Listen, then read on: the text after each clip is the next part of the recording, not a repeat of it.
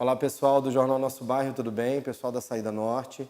É um prazer hoje, nós estamos aqui com o novo secretário de Gestão e Habitação do Distrito Federal, Matheus Leandro de Oliveira, né? Ele vai falar um pouco para nós sobre as ações da próxima gestão da CEGET com relação ao Distrito Federal e também à nossa Saída Norte. Secretário, muito obrigado aí pela disposição, pela atenção de nos receber aqui. E eu queria primeiro que você falasse um pouquinho quem é o Matheus, o secretário, o advogado, que você explicasse para a população. Maravilha. Obrigado, Caetano, pelo convite. É um prazer falar para toda a população da Saída Norte, do nosso bairro.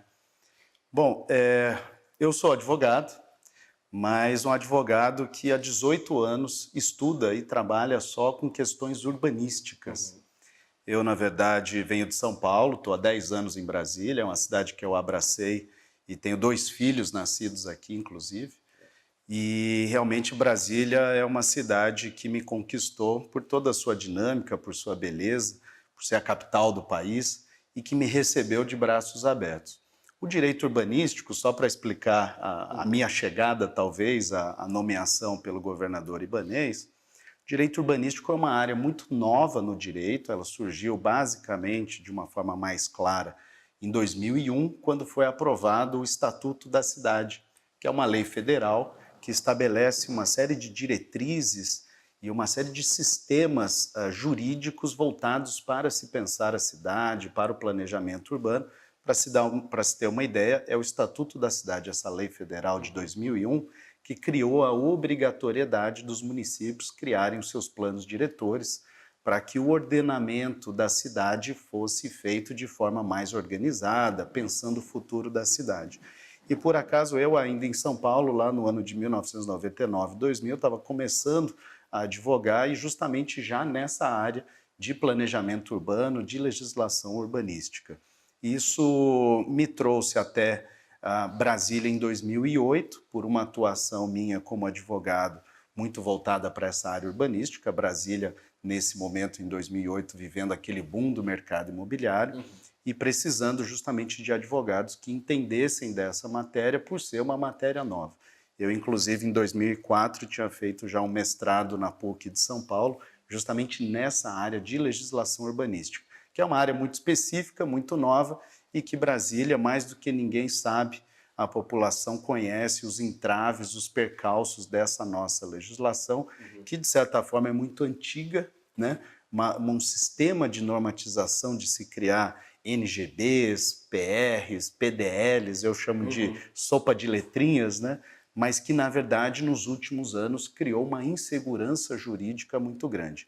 E isso explica, talvez, justamente o porquê do governador Ibanez me chamar para ser o secretário da CEGET, até por conta de um diagnóstico muito claro da sociedade, do setor produtivo e da população em geral, de que muito dos avanços que foram alcançados ainda foram, de certa forma, tímidos, porque ainda existem muitos entraves jurídicos.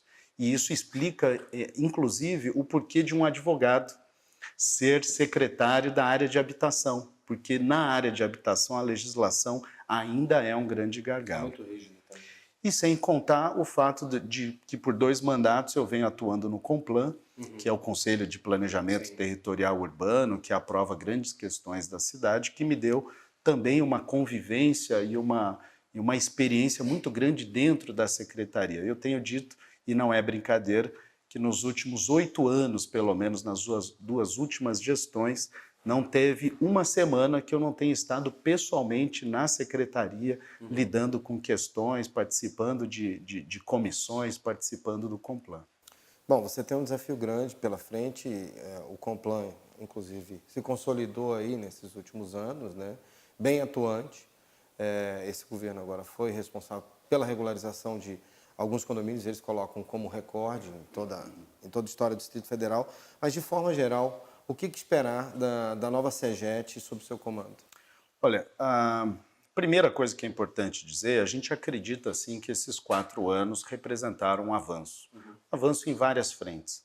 Talvez a principal delas no sentido de criar uma organização, um corpo técnico, uma metodologia de trabalho que já representa um passo a mais do que a gente tinha 4 anos atrás. Também precisamos dizer que muito avanço houve já em questão de legislação. Então, a gente teve o Código de Obras, que foi aprovado. Antes disso, teve a nova lei da permeabilidade, teve a lei do PGV, Polo Gerador de Viagens. Mais recentemente, a LUOSA acaba de ser aprovada. E também o ZEE, que é o Zoneamento Ecológico Econômico. Tudo isso nos ajuda a trabalhar uma próxima gestão, já tendo em vista uma série de novos marcos legais que ajudarão sim no nosso trabalho. Do ponto de vista desses próximos 4 anos, eu tenho dito que existem 3 pilares, 3 frentes de trabalho muito fortes que a Secretaria especialmente vai dar um foco muito grande. O primeiro deles é a regularização fundiária. Quando a gente fala regularização fundiária, é importante a gente falar para a população o que é essa tal regularização fundiária e o que a gente está dizendo em termos de regularização fundiária. Primeiro é dizer que a regularização fundiária ela parte de uma lógica daquelas áreas definidas no PDOT de 2009 como ARIs e ARINES, que são aquelas áreas de interesse específico, normalmente, na sua maior parte, condomínios, e ARIs, aquelas áreas de interesse social, áreas de regularização de interesse social. São essas áreas que são 83 definidas no Plano Diretor de 2009, que devem ser priorizadas, porque são elas que efetivamente já estão num processo há pelo menos 10 anos para se chegar efetivamente à regularização. Mas é importante dizer também 2 coisas. A primeira é que a regularização envolve uma série de atores. Do ponto de vista do desenvolvimento dos projetos de regularização, quando a área pública e normalmente de interesse específico é a TerraCap, que desenvolve os projetos e encaminha para a secretaria analisar esses projetos. Quando é área pública de interesse social, normalmente é a CODAB, que desenvolve esses projetos e encaminha para a nossa secretaria. Quando a gente tem áreas particulares, é o empreendedor, ou muitas vezes alguma associação de proprietários, que desenvolve esse projeto e encaminha para a secretaria. Quando chega na secretaria efetivamente, primeiro diagnóstico nosso é que a área de regularização nossa está subdimensionada. Isso para a gente é algo muito claro. Portanto, hoje, inclusive, é uma diretoria dentro da COURB, que é uma coordenação dentro da CAP, que é a Central de Aprovação de Projetos. O que a gente já está anunciando? Essa diretoria hoje vai virar uma subsecretaria com corpo técnico, não só do ponto de vista de análise, mas também do ponto de vista de número de pessoas, uma subsecretaria que reflete mais a necessidade de uma celeridade de análise e de nível de importância. Até porque muito do trabalho de regularização tem uma vinculação direta com outros órgãos. É uma análise que precisa ser integrada e a gente está trabalhando essa integração por parte do IBRAM, que estamos trazendo estamos trazendo técnicos dos órgãos, não só IBRAM, mas da concessionárias também, SEB, CAESB, também da nova CAP, DR e DETRAN, para fazer uma análise conjunta dentro da nossa secretaria, de forma que não só a gente tem um corpo técnico maior, mas também multidisciplinar para termos uma análise mais rápida. Em algum momento nesse processo de transição, a gente ouviu falar numa possível criação de uma secretaria de regularização. Isso aí tem a ver com essa... Tem a ver. Isso chegou a ser analisado nessa transição. Chegou-se à conclusão que, na verdade, muitos dos fluxos estão diretamente ligados também com outras áreas da Secretaria de Gestão do Território e Habitação. E que criar uma secretaria separada poderia, na verdade, criar alguns gargalos de tramitação entre as secretarias.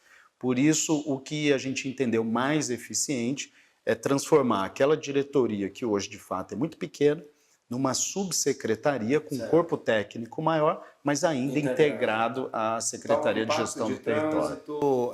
Licenciamento ambiental, licenciamento urbano trabalhariam juntos ali na avaliação. Exatamente. Vai ser uma gestão de uma análise, de um fluxo de análise mais integrado, que a gente está trazendo os técnicos do IBRAM e das concessionárias e demais órgãos para dentro da secretaria, todos num departamento único para fazer uma análise integrada. Porque hoje um processo pode demorar até 10, 20 anos aí para sua aprovação. E demora muitas vezes porque essas idas e vindas para os órgãos acabam criando uma análise em círculo, e cada exigência que vem de um órgão diferente causa a necessidade de revisão do processo e revisão da análise dos outros órgãos.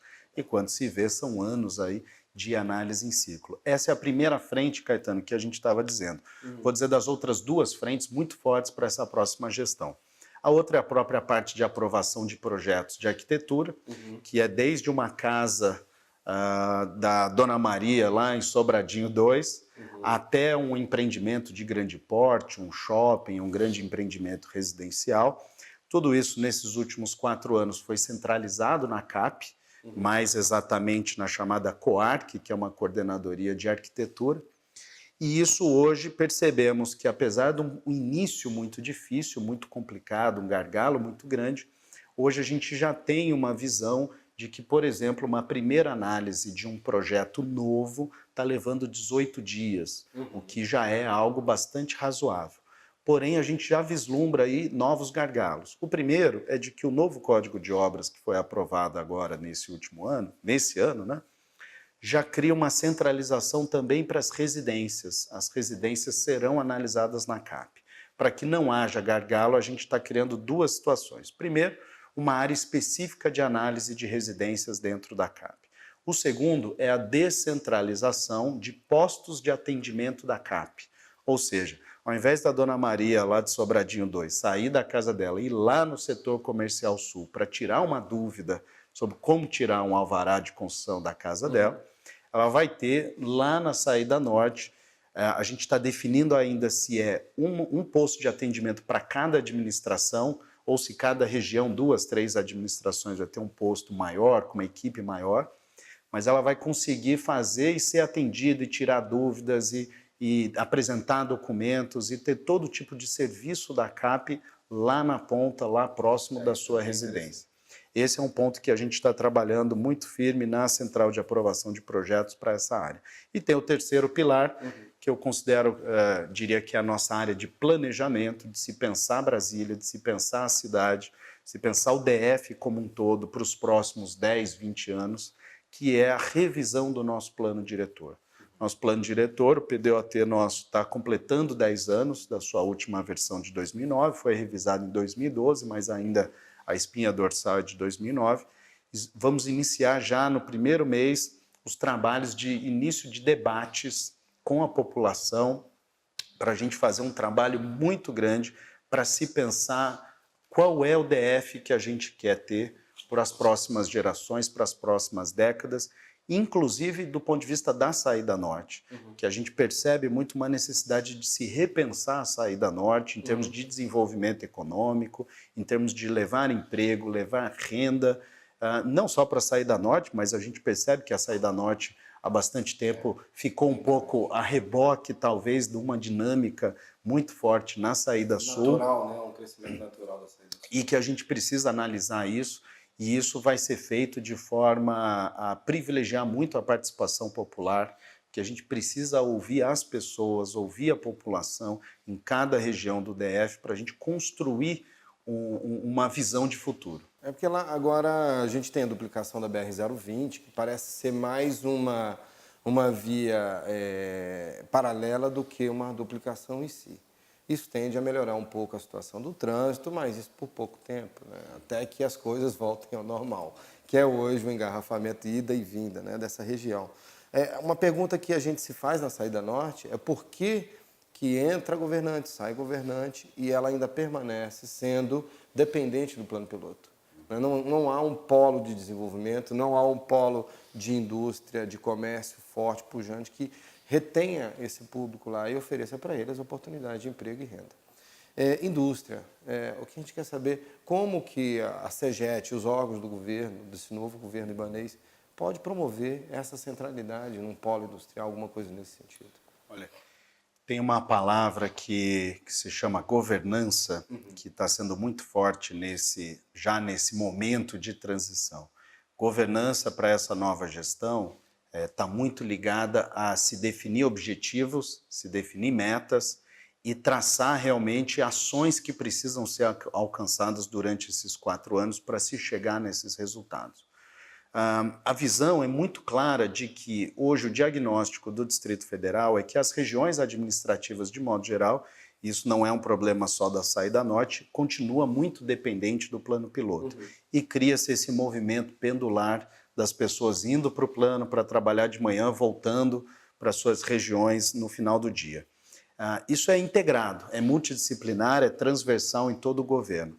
A gente tem visto uma visão de futuro muito importante do governo, especialmente nessa questão de melhorar a qualidade de vida das pessoas, e isso só vai ser possível levando emprego e renda para as extremidades, para as regiões administrativas de modo geral, para diminuir essa dependência. Do ponto de vista da secretaria propriamente dita, o que a gente pode deixar muito claro é que a gente vai sim trabalhar uma lógica de revisão do plano diretor, para que a gente crie, do ponto de vista de gestão do território, usos e atividades que propiciem a instalação de empresas nas regiões administrativas. Hoje, eu tenho dito que eu percebo uma falta de coerência muito grande em extensões de rodovias, principalmente as nossas BR-020 é um exemplo disso, que falta uma faixa ao longo da rodovia de área urbana, para que as empresas possam se instalar ao longo das rodovias. Certo. Isso gera uma dificuldade, porque hoje, como essas áreas são rurais, o licenciamento, a aprovação de galpões e áreas industriais é muito difícil. Então, isso é importante ser discutido na revisão do PDOT, porque é isso que vai facilitar as empresas se instalarem. E qual que é a perspectiva de começar esse processo e finalizar esse processo? Olha, a gente tem 2 grandes metas em termos de legislação para esse primeiro ano. Tanto a revisão do PDOT quanto o PPCUB, que é o Plano de Preservação do Conjunto Urbanístico de Brasília, que é a LUOS do Plano Piloto, que tem pontos mais polêmicos, tem uma complexidade maior em razão do tombamento. Nosso objetivo é já nos primeiros 100 dias, e a gente tem trabalhado com uma série de metas para os primeiros 100 dias, aquelas outras de criação da regularização da subsecretaria e da análise integrada está nos primeiros 100 dias, a questão da criação de uma diretoria específica para aprovação de casas na CAP está no primeiros 100 dias, e também já o início dos debates de revisão do PDOT e do PPCUB já nos primeiros 100 dias. A gente quer fazer um trabalho grande de ouvir a população, começar realmente da base, né? Não é levar para a população o que o governo pensa, é começar invertendo um pouco o processo, é começar ouvindo as pessoas. Qual é a necessidade das regiões administrativas? E a gente vai pedir muito o auxílio dos canais de comunicação, da imprensa de modo geral, para nos ajudar nesse processo de ouvir, de trazer todas as demandas para que isso possa ser refletido nessa revisão do PDOT de uma forma mais eficiente, de uma forma que realmente reflita os anseios da população. Legal. Bom, sobre regularização fundiária, na parte de legislação, a gente tem a 13465, que tem até um grupo de trabalho montado dentro da Senget, já pelo menos, acho que há um ano já esse grupo vem trabalhando, mas ainda não surtiu efeitos transparentes para a população. A população não sabe o que esse grupo está fazendo e o que vem pela frente. Do ponto de vista da regulamentação da 13465, como que a nova Senget pensa em se posicionar, em quanto tempo ela pretende dar uma resposta para a população nesse sentido?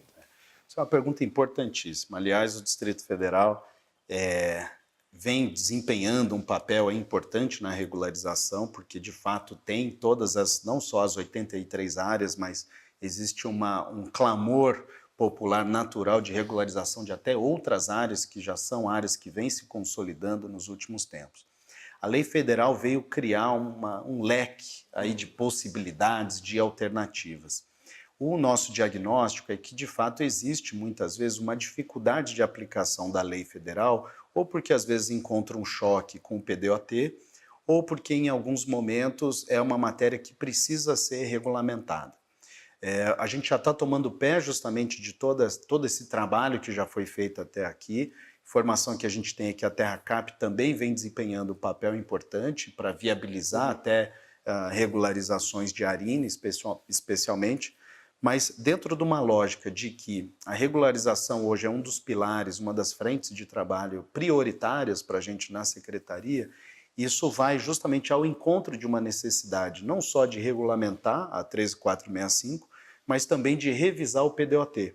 E para a gente são dois pilares, aí, duas prioridades que vão se encontrar lá na frente, de muita coisa que a gente já vai trazer de regulamentação e, em paralelo, isso vai ser trabalhado dentro do âmbito já da revisão do PDOT. A gente vê isso com muita tranquilidade, com muito bons olhos, porque é algo que o DF precisa, quanto mais ferramentas a gente tiver, melhor. Agora, dentro de uma lógica muito cuidadosa, porque, de fato, esse tem que ser um processo que precisa ouvir a população. A gente precisa entender quais são os instrumentos que, de fato, irão funcionar, quais são os instrumentos que darão segurança jurídica, que trarão tranquilidade. A gente tem uma questão que é uma ação direta de inconstitucionalidade, que está discutindo alguns aspectos da lei. Então, o que a gente precisa é fazer esse trabalho em franco diálogo com a população e colocando na balança o que efetivamente a gente vai usar, vai precisar em termos de regulamentação e de revisão de PDOT. Nesse momento, que a gente pode dizer com toda tranquilidade é que isso vai ser uma das prioridades. Aí tem dois pontos críticos aí, principalmente para a população do Grande Colorado, do RK, Boa Vista, enfim, Contagem. Uma questão é a Lei de Muros e Guaritas, que foi decreto do governador Rodrigo Hollenberg. E outra situação é a vontade de grande parte daquela população de regulamentar suas casas, seus condomínios, como condomínio fechado, o que não é possível hoje pela legislação. Eu queria que você falasse desses dois temas, né? Para que você pudesse dar uma clareza do que pretende ser feito para manter essa tranquilidade, que é uma tranquilidade que toda pessoa que mora em condomínio quer, e, ao mesmo tempo, a regulamentação desse condomínio fechado. Bom, primeiro o decreto de muros e guaritas, a gente já pode antecipar que a nossa primeira medida é suspender o prazo, prorrogar aquele prazo de adequação que existe. A gente já está avaliando se é o caso, inclusive, de revogar o decreto.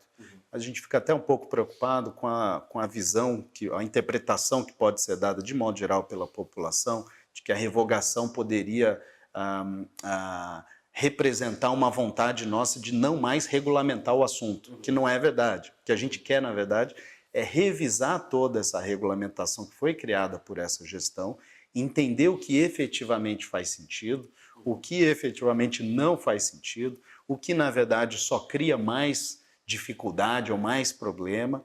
Então, a primeira medida vai ser prorrogar todos os prazos que estão ali previstos no decreto, a fim de que a gente possa, com calma e com debate junto à população, de fato fazer essa análise mais cuidadosa. Porque já tem condomínio já com projeto dentro da CEGET para aprovação regularização desse condomínio. Aqueles condomínios que, porventura, já estão se sentindo aptos a cumprir os requisitos do decreto, diria que são condomínios que, dentro da sua avaliação, entenderam que aquilo era um caminho possível, ou um caminho interessante. Esses, claro, não vão ser prejudicados, porque a prorrogação, num primeiro momento, vai dar uma condição da gente primeiro avaliar se aqueles requisitos de fato serão mantidos ou se serão alterados, mas o objetivo é justamente dar condições para a gente voltar a debater esse tema com os condomínios de modo geral e até do ponto de vista da nossa visão mesmo de planejamento, visão jurídica sobre o assunto. Okay. O que eu posso dizer, para finalizar esse ponto, que eu acho que é importante, é uma visão muito clara para a gente de que não há questão ideológica, não há barreiras ideológicas de que condomínios represente algo que seja ruim para a sociedade. O que a gente precisa só é ajustar um pouco o momento em que muitos condomínios já existem, já estão consolidados, mas ainda não estão regulamentados. Em qualquer cidade brasileira já existe uma lógica muito simples. Os parcelamentos de solo são aprovados e se dá concessão de uso para uma associação fechar o perímetro e conservar as áreas públicas no seu interior. De lá para cá, o que a gente teve foi, inclusive, inovações da legislação, como a própria 13465 traz a figura do condomínio de lotes. O Distrito Federal já tinha também uma figura do chamado condomínio urbanístico. O que a gente precisa só é fazer esse diagnóstico de tudo que já existe hoje, o que a legislação de muros e guaritas está trazendo de pontos positivos ou negativos e o que a legislação hoje possibilita. Da nossa parte, o mais importante é que a gente consiga realmente ultrapassar essa barreira da irregularidade. A irregularidade não é bom para a cidade. O que a gente precisa realmente é colocar todos esses condomínios dentro de uma lógica de cidade, né, que a gente deixe de lado os conflitos. O que a gente vai pedir muito é a paciência no sentido de paciência e participação dos condomínios para debater essas questões com a gente, né? A gente não pode abrir mão também de algumas questões importantes, como equipamentos públicos que a cidade precisa, como questões que são importantes, exatamente. Mas eu acredito muito que o diálogo e a boa vontade nossa e a boa vontade dos condomínios de quererem justamente se regularizar, que a gente vai conseguir sim encontrar esse caminho e a nossa confiança nisso é muito grande. Últimas perguntas, tá? Claro. A LUOS foi aprovada agora, foi um pouco conturbado, né, o processo final, né, tem sido feito um trabalho ao longo desses anos. Eu queria sua avaliação sobre essa LUOS e qual vai ser o posicionamento da CEGET em relação a... A LUOS, ela não é simplesmente uma necessidade, né? Ela era, de fato, uma obrigação, né? Assim como o PPCub.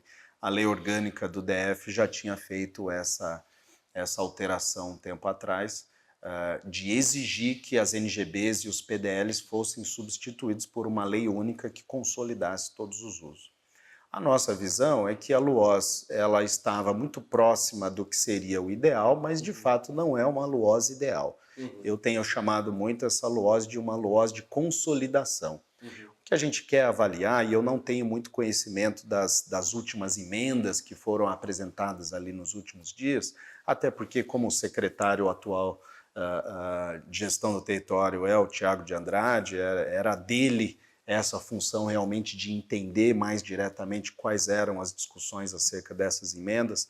A gente está até aguardando o texto final para conseguir analisar, ainda não foi disponibilizado, mas o importante é que ela tendo sido aprovada, nesse próximo ano, entendendo que é o caso de se fazer revisões pontuais para adequações justamente, isso será feito com todo o debate com a população, porque a lei em si ela era necessária para representar já um passo grande em termos de consolidação.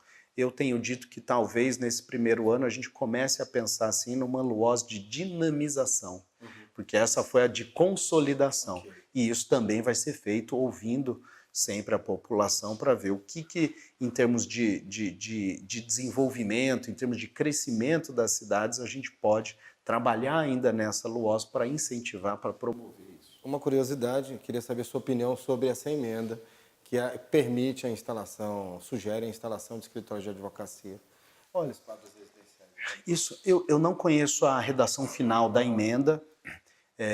Eu, como advogado, claro, tenho tranquilidade em dizer que a gente precisa criar uma discussão e precisa trabalhar isso de forma menos apaixonada, mas de forma, em termos de cidade, para trabalhar uma lógica de que o que está em jogo, muitas vezes, é uma questão da chamada incomodidade. Eu percebi e participei da comissão da LUOS no Complan, que formou uma comissão de discussão da LUOS com os conselheiros. Eu percebi que muitas vezes as discussões eram feitas de modo mais abrangente. Então, por exemplo, queremos ter a flexibilização dos usos no Lago Sul, no Lago Norte, no Parkway. Quando fala em flexibilização dos usos, isso gera uma série de preocupações, porque pode estar abarcando desde o escritório de advogado até uma escola. Então, eu quero acreditar, e sou a favor, sim, dos escritórios, e não só dos escritórios, na verdade, como de atividades profissionais, de modo geral, que não geram incomodidade. Hoje a gente tem uma dinâmica de cidade que precisa levar em consideração que muitas vezes pessoas desenvolvem um trabalho intelectual, eu não estou dizendo só do advogado, pode ser o arquiteto, pode ser inclusive alguém que trabalha com redes sociais, alguém que trabalha com de sistemas, de aplicativos, tudo isso são trabalhos que a pessoa muitas vezes faz de casa. Existe uma lógica hoje do home office muito grande. E muitas vezes essa pessoa pode estar trabalhando de casa, evitando um deslocamento pela cidade, evitando uma série de pressões na infraestrutura urbana de uma cidade, porque ele não consegue, muitas vezes, expedir uma nota fiscal da casa dele, porque justamente não consegue uma licença de funcionamento. Então, eu não conheço o teor da emenda propriamente dita dos advogados, mas posso afirmar com toda certeza de que esse assunto já estava na LUOS desde o início. O que talvez tenha tido alguma alteração é nos moldes do licenciamento, mas é importante, inclusive, que a comunidade do Lago Sul, que a comunidade do Lago Norte, do Parkway esteja aberta a esse tipo de discussão. O objetivo jamais será, obviamente, tirar a tranquilidade, o sossego da moradia, mas a gente precisa estabelecer uma linha de corte de atividades profissionais que não causam nenhum incômodo. Aí alguém vai dizer, não, mas se causar incômodo ou determinados estabelecimentos causam incômodo. Aí a gente tem que sim ter mecanismos para punir aquele incômodo. Mas isso em termos de cidade precisa ser visto de uma forma menos apaixonada e mais racional, mais do ponto de vista da incomodidade. Eu tenho dito, Caetano, que eu sou um mediador apaixonado, porque eu me apaixono pelas discussões e eu realmente me sinto muito com uma missão muito grande de conseguir ouvir todos os lados, colocar na balança, ajudar as pessoas a entenderem como buscar um equilíbrio. A gente sempre vai ter esse choque de interesses, que são interesses legítimos de quem mora, de quem trabalha, mas dentro de uma lógica de cidade, a gente precisa buscar, assim, uma construção de entendimentos em que, no fundo, o que precisa ser buscar é o ganha-ganha. Porque toda alteração numa cidade gera uma série de reflexos, mas é como a gente criar assim, reflexos que representam um ganha-ganha para todos os lados. E é esse o nosso papel. Secretário, só para finalizar, eu sei que você é secretário, o senhor é secretário para o Distrito Federal, mas eu queria que você falasse para a Saída Norte do Distrito Federal. O que é a Saída Norte? População que mora em condomínios, população de Sobradinho 1 e 2, Fercal, Planaltina, pode esperar da CEGET, em termos de projeto, em termos de agilidade, em termos de praticidade, para que aquela região possa se desenvolver? Olha, a gente até já falou um pouco sobre isso, a Saída Norte, isso é uma opinião pessoal, não é do governo, mas me parece que sempre ficou um pouco a reboque de uma dinâmica de cidade que talvez tenha privilegiado mais a Saída Sul, ou que isso, uma dinâmica de mercado, criou um desenvolvimento maior para a Saída Sul. A gente precisa equilibrar isso. Então, do ponto de vista da Secretaria, tanto de regularização quanto de aprovação de projetos, o nosso foco é realmente criar uma lógica que a Saída Norte tenha, de fato, um serviço eficiente, e isso a gente vai fazer não só pela criação da subsecretaria de regularização, porque a gente sabe que muitos dos condomínios estão nessa fila, vamos dizer assim, de regularização. Isso naturalmente vai gerar um ritmo, uma celeridade maior para os condomínios, a regularização da Saída Norte. Também do ponto de vista de administração, desse fluxo de processos de aprovação de projeto e de regularização das edificações, hein, Caetano? Importante dizer isso. Sim. Todos os condomínios que vão sendo regularizados, as pessoas recebem sua escritura e tem o próximo passo, que é tirar o habite da sua casa. O novo Código de Obras já tem um capítulo destinado a isso, regulamentando isso. O que a gente vai ter são postos avançados nas administrações regionais e dimensionando, especialmente, de uma forma mais relevante, aquelas áreas que têm regularizações fundiárias, que têm um volume de casas para serem regularizadas em termos de habites. Então, a Saída Norte, para a gente está olhando com muita atenção justamente esse fluxo que vem. E do ponto de vista do PDOT, eu acho que esse, sim, é o grande recado que eu já deixaria para toda a comunidade das regiões administrativas da Saída Norte, é que participem muito do PDOT. Vai ser muito importante ouvir a população. Na nossa visão, algo que é muito importante é levar desenvolvimento econômico, emprego e renda para a Saída Norte, para equilibrar essa necessidade de que as pessoas, até para comércio, muitas vezes um comércio de grande porte, precisem se deslocar para o plano. A gente precisa dar condições para as pessoas viverem e trabalhar mais próximo de casa. É isso que vai gerar qualidade de vida. Tem que trabalhar com transporte público? Tem, isso é importante, mas em paralelo a gente precisa criar mais condições de trabalhos qualificados, de levar empresas, levar condição das pessoas trabalharem e morarem mais próximo. E essa discussão do PDOT nos 100 primeiros dias? A gente já vai dar início, nos 100 primeiros dias, a uma série de oficinas para envolver a comunidade, para já começar a coletar sugestões, pleitos, reivindicações e tudo isso dentro de uma metodologia que a gente vai anunciar já no início. Então, população da Saída Norte, 100 primeiros dias, vamos entrar em contato com a CEGED para poder fazer sugestões, cobrar, debater, enfim, melhorar a vida de todos. Secretário, muito obrigado mais uma vez. Foi um prazer, boa conversa, boa entrevista. Obrigado e quero me colocar à disposição não só do nosso bairro, mas de toda a comunidade, realmente para fazer um ótimo trabalho aí para o DF para os próximos 4 anos. Legal, valeu. Obrigado.